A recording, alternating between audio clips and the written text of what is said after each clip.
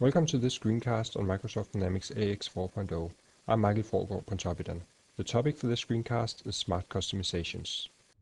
The overall goal for this talk is to enable you to customize Dynamics AX in a way that makes upgrading as easy as possible. To reach that goal, I'll talk about overlaying, what it is, why it's bad, and how to avoid it. Then I'll talk about how you can leverage the unit testing framework to make upgrading easier. And finally, I'll cover what's happening during code upgrade, and hopefully you'll see why it pays off to do smart customizations. Any solution in Dynamics AX is built using application elements, such as tables, forms, reports, classes, etc. These application elements are stored in a layer. The core functionality in AX is stored in the user layer. These application element types do not have the same size. I visualized it on this slide by showing a layer containing rectangles of different sizes, each rectangle representing an application element.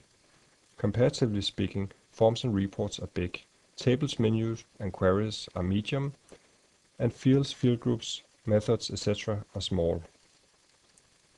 When you start Dynamics AX the first time, you'll get a new layer on top of the core SYS layer. From start, this layer is empty. When the layer is empty, the system uses a definition of elements from the lower layer. You can say that the new layer is transparent. Once you start customizing application elements, a copy of the entire original element is placed in the new layer. This copy can be customized in any way you like. It can even be deleted. By deleting it, the layer again becomes transparent for this particular element. However, the customized elements that exist in the upper layer will all cast a shadow on the element definition in the lower layer. The larger the element being customized, the larger the shadow. The definition in the lower layer is no longer in use. That is what I call overlaying. So far everything is good. Overlaying provides a flexible and powerful way of making customizations. It is indeed tempting to tweak lots of elements because it's so simple and the results can be reached extremely fast. In a matter of minutes you can reposition all controls on forms and reports, and while you are partying, why not rearrange the entire main menu? But remember, there's always a day after the party. If you're an excellent developer, you know that.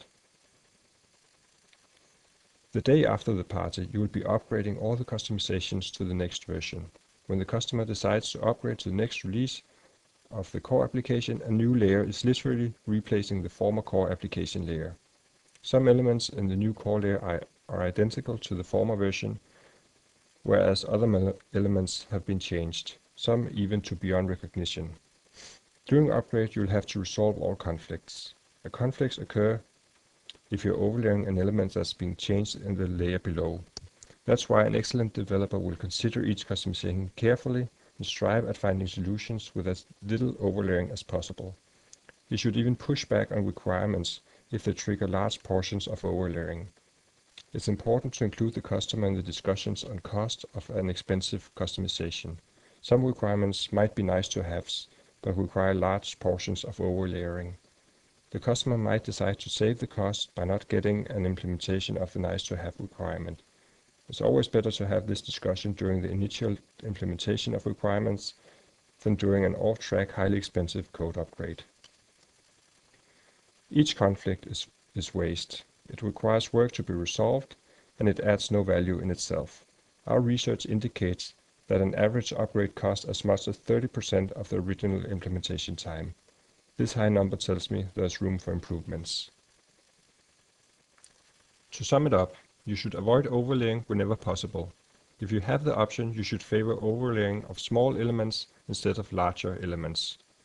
Some elements are less likely to change in lower layers. If you have the option, you should favor these instead of elements with a high likelihood of being changed.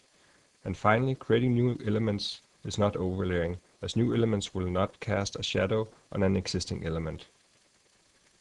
Now let's see how overlaying manifests itself in Morphix. Here we have Axapta 4.0, and we have the AOT. Inside the AOT you have all the elements. Here you can see the classes. If you expand a class, you can see all its methods.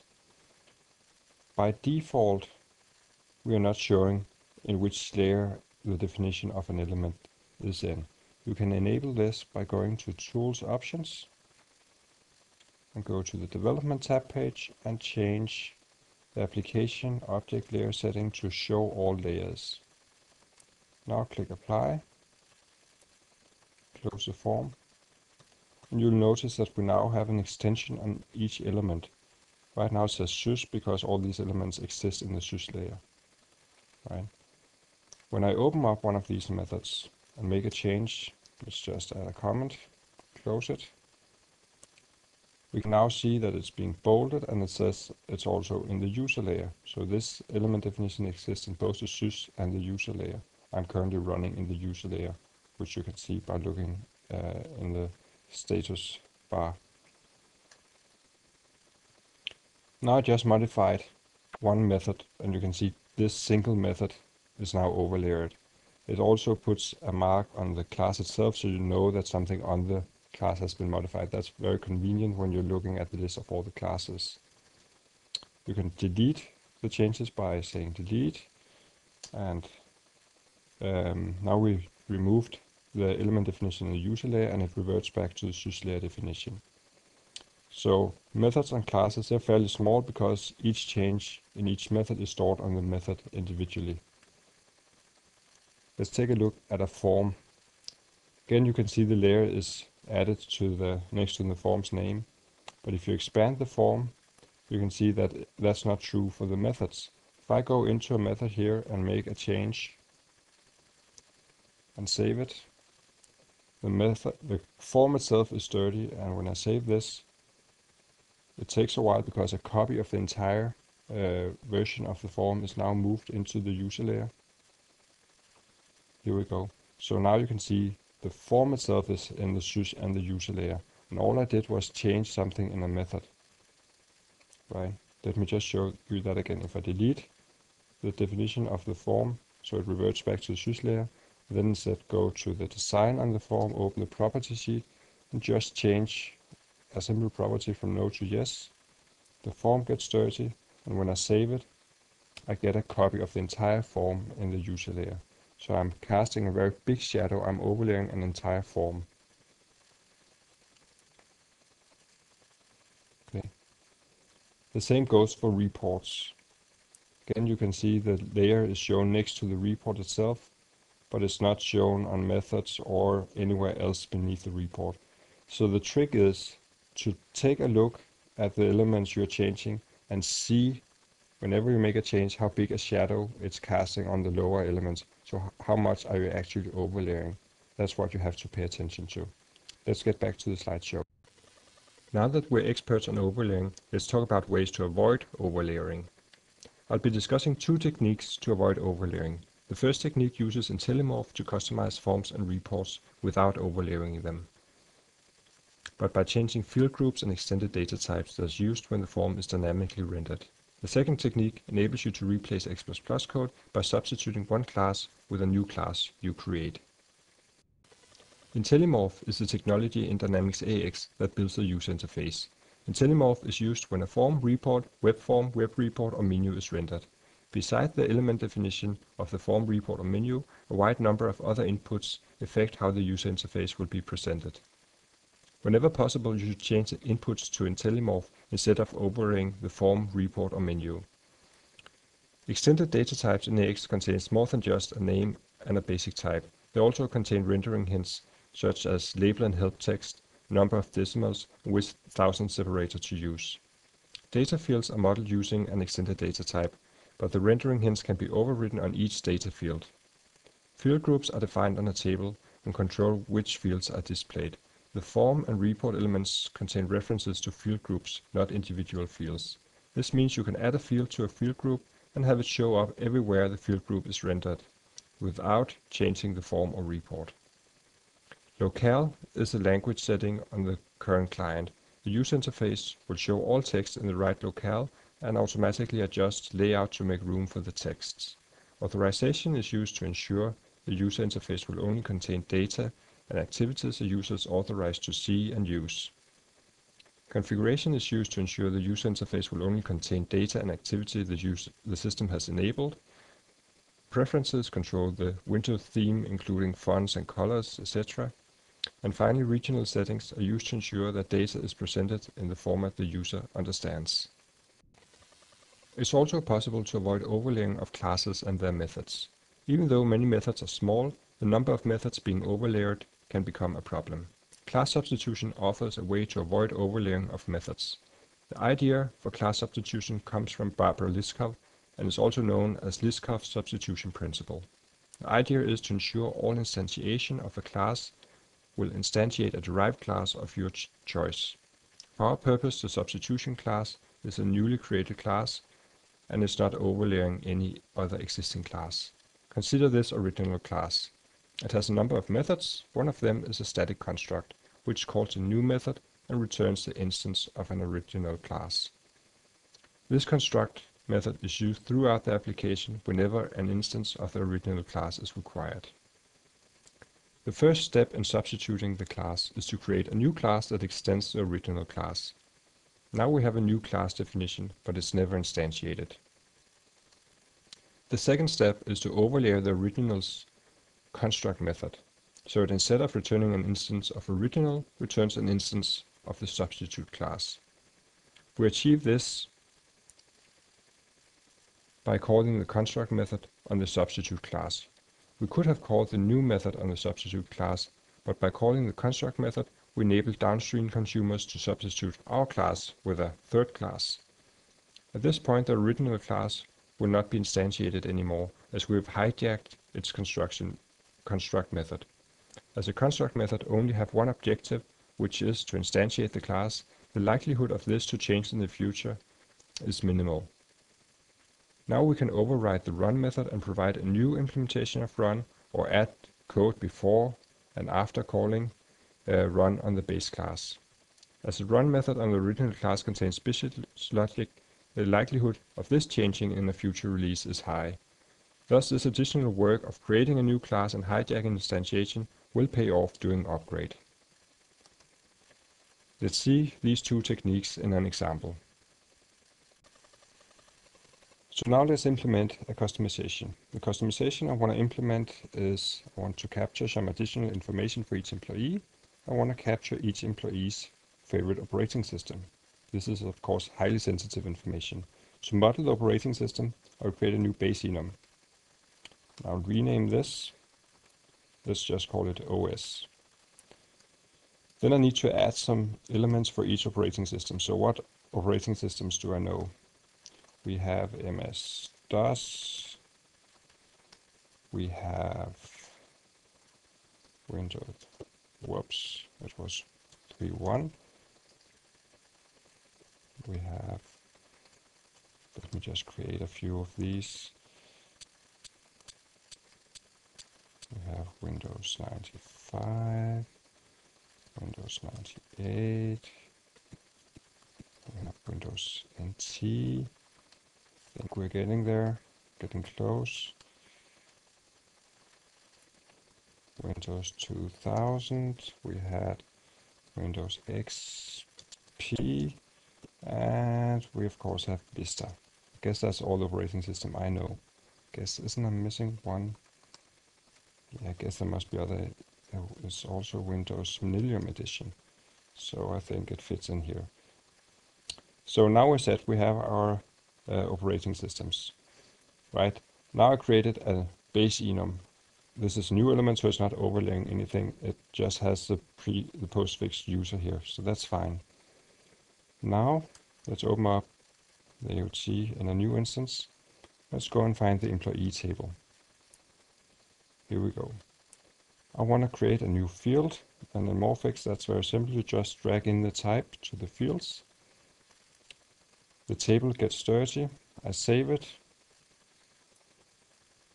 It's compiling a little bit. It's synchronizing the database. Yeah, I want to continue. So it just takes a little while. This is running on my laptop using a virtual PC, so it's not the fastest setup I got running here. So now we can see we added a new field.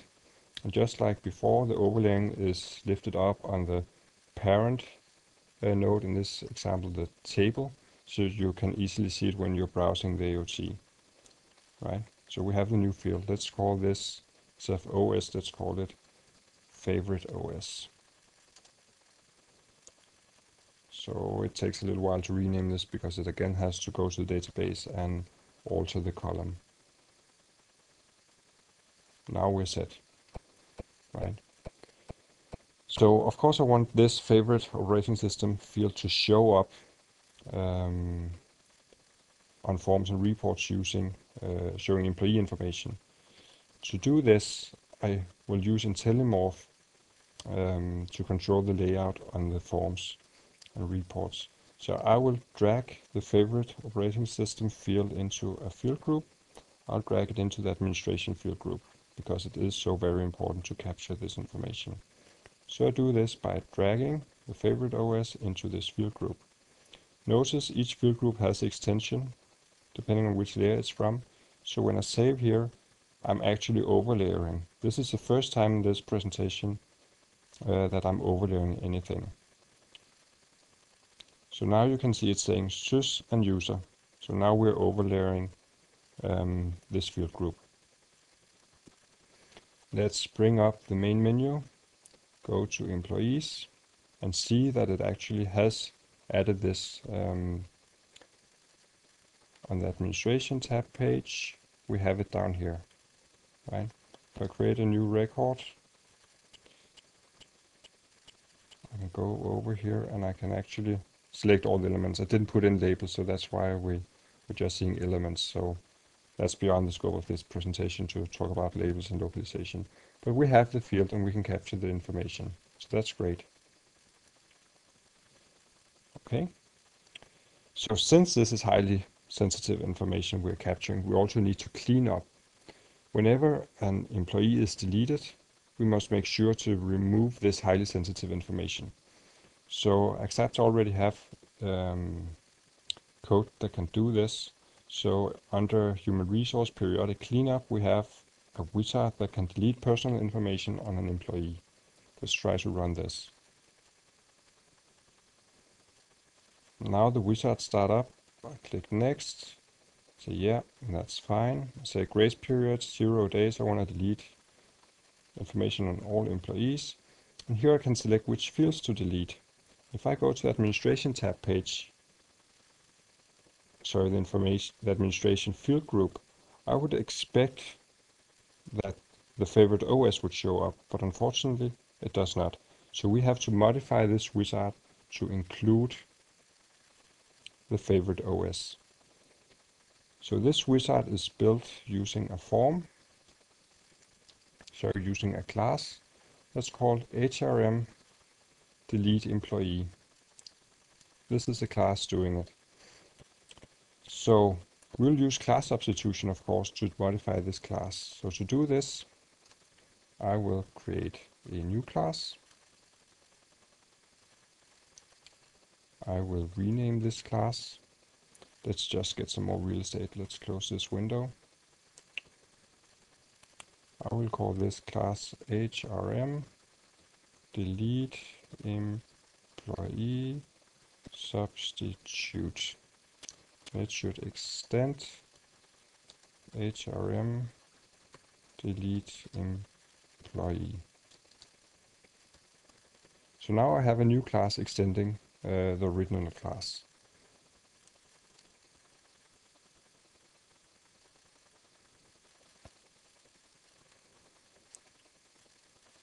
On this class, I will create a construct method.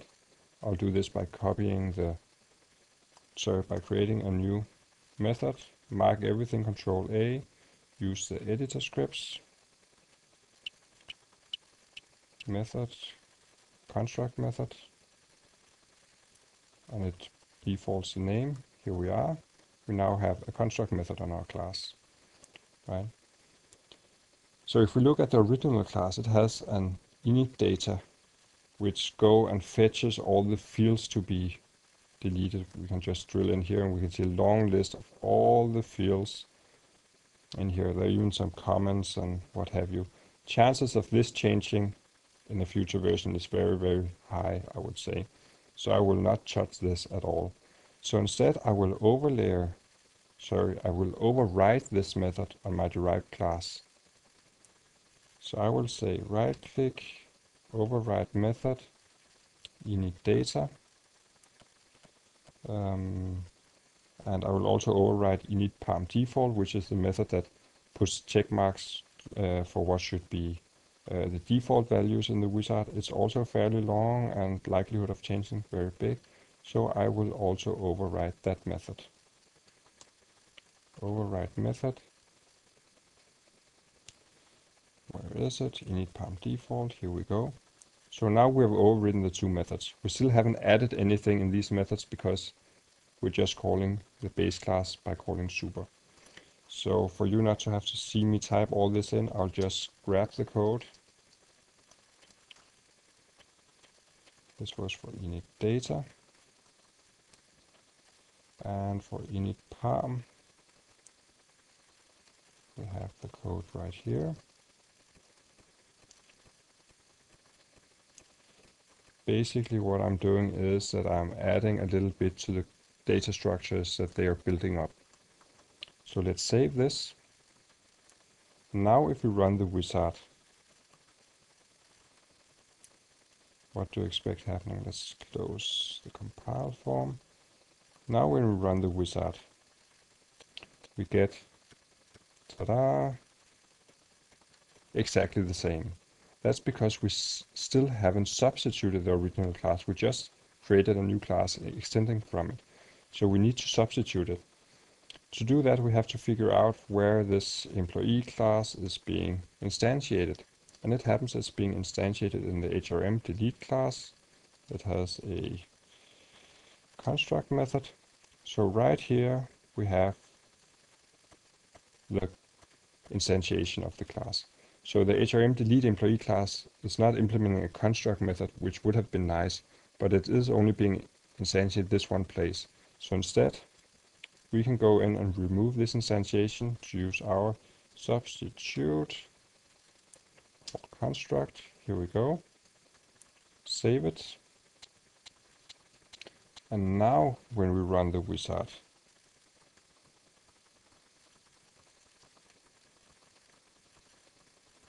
go to administration, we will see the favorite OS showing up.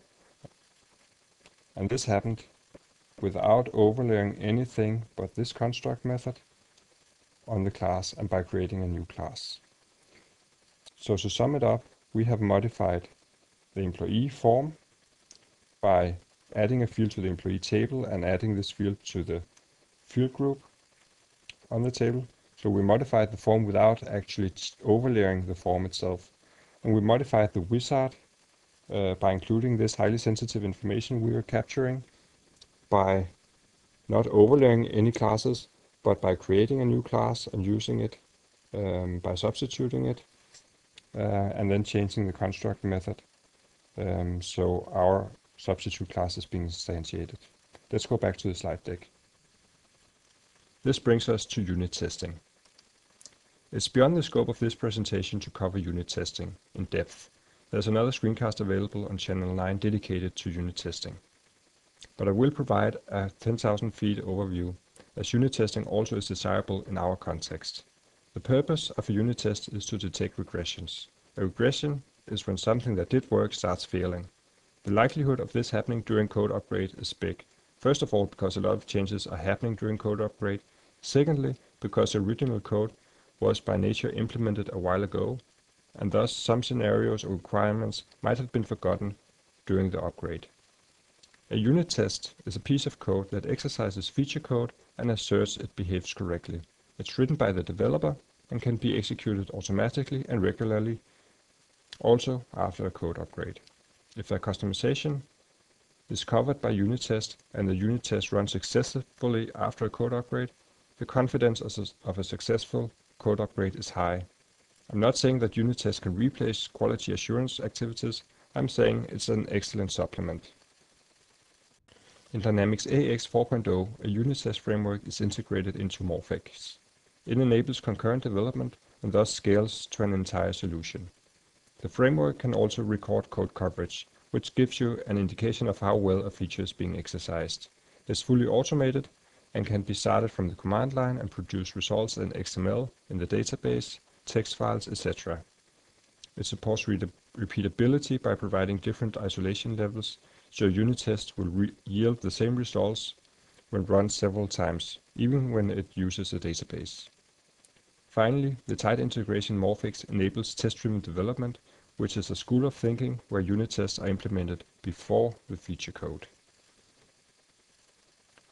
Now let's write a unit test for our customizations.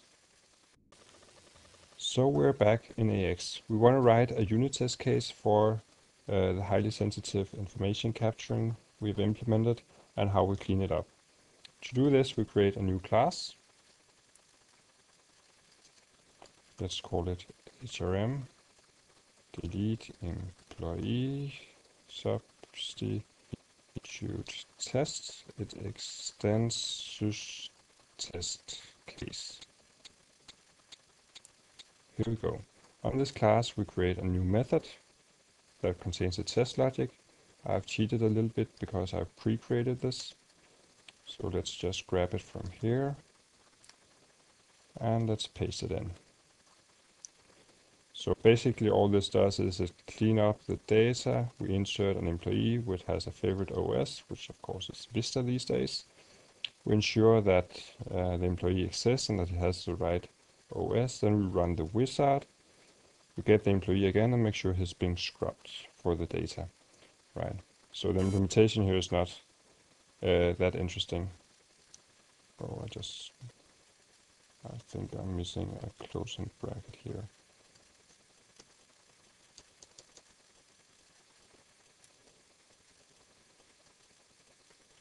Which I'm not able to insert because I don't know how this works. The keyboard is, so let's just do like this. Here we go. So let's save this and try to run it. Run a unit test by right-clicking and saying add-ins and run tests. This will bring up the unit test toolbar, and right now it's running the test and hopefully it will tell us that it succeeded.